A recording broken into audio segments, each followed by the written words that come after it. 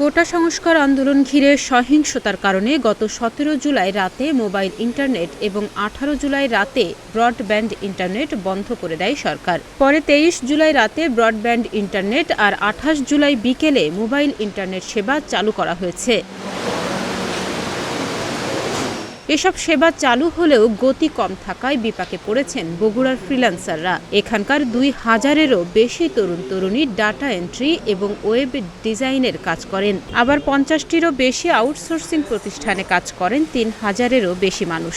এসব প্রতিষ্ঠানে সাধারণত বিদেশিদের চাহিদা অনুযায়ী ওয়েব ডিজাইন, গ্রাফিক্স ডিজাইনের পাশাপাশি ডিজিটাল মার্কেটিংয়ের কাজ করে থাকেন তারা। আমাদের প্রতিষ্ঠানে ৩৫ জন এমপ্লয়ি আছে, তো তারা সবাই আসলে গ্রাফিক ডিজাইন এক্সপার্ট। এক একজন এক এক রকম এক্সপার্ট। কেউ হয়তো প্রেজেন্টেশন নিয়ে কাজ করতেছে, কেউ ব্র্যান্ডিং নিয়ে কাজ করতেছে, কেউ প্রিন্ট টেমপ্লেট নিয়ে কাজ করতেছে। তো মেইন ফোকাসটা আমাদের থাকে মূলত ব্র্যান্ডিংটাই।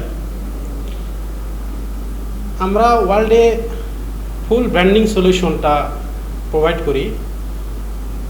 ব্র্যান্ডিং এজেন্সি হিসেবে আমরা পরিচিতি লাভ করতে চাই ভবিষ্যতে। ফ্রিল্যান্সাররা বলছেন, কয়েকদিন ইন্টারনেট না থাকায় গ্রাহকদের সঙ্গে কোনোভাবেই যোগাযোগ করতে পারেননি। আর এখন ইন্টারনেট আসলেও গতি না থাকায় যে কাজ আগে ১০ মিনিটে হতো এখন সেটি ৫০ মিনিটেরও বেশি সময় লাগছে। এ অবস্থায় তাদের আয় রোজগারও আগের চেয়ে কম হচ্ছে। আবার রেটিং কমে যাওয়ার ভয়ও পাচ্ছেন তারা। এতে নতুন কাজ পাওয়ার সম্ভাবনা কমে যাবে। সঠিকভাবে যে কাজটা করি এই কাজটা তো আমরা করতে পারিনি। আর বর্তমানে যে নেট আসছে এটা শুধু দেখার জন্য বা বোঝার জন্য, কিন্তু কোনো কিছু আমরা সঠিকভাবে করতে পারছি না। নেট এখন স্লো হওয়ার কারণে আমরা যে আইকন নিতে পারি না সঠিকভাবে, ইমেজ নিতে পারছি না। এগুলো ডাউনলোড দিতে গেলে ফেলড হচ্ছে, অনেক সময় ডাউনলোড হতে গিয়ে আবার হচ্ছে না। তো এগুলোর কারণে আমাদের কাজ করতে অনেক দেরি হচ্ছে। আমাদের যে ক্লায়েন্টরা কাজগুলো দিত, বেসিক্যালি একটা কাজ ১৫-২০ মিনিট বা ৩০ মিনিটের ভিতরে হয়ে যেত। এখন বেসিক্যালি সেটাতে আমাদের লাগতেছে ৫০ থেকে ৬০ মিনিট বা আরও বেশি। সেই কারণে আমরা ক্লায়েন্টকে ঠিকমতো কাজ ডেলিভারি দিতে পারতেছি না। সংশ্লিষ্টরা বলছেন, ইন্টারনেট না থাকায় এক সপ্তাহে এখানকার ৫,০০০ তরুণ তরুণীকে লোকসান গুনতে হয়েছে ৮.৫ কোটি টাকা। আর প্রতিষ্ঠানগুলো দিনে ১,০০০ মার্কিন ডলার করে প্রতিদিন গড়ে ১,১৫,০০০ টাকা করে আয় করে থাকেন। এই হিসেবে তাদের লোকসান হয়েছে ৪ কোটি টাকা। আমরা যে কাজ করতে পারিনি বা কাজগুলো ডেলিভারি নিতে পারিনি, তার জন্য আমাদের প্রোডাকশন ৩০%-এর মতো কমে গেছে। এটাও আমাদের এক ধরনের লস হয়ে গেছে আর কি। দুইটা মিলে অর্থনৈতিক ক্ষতিটা অনেক বেশি হয়েছে।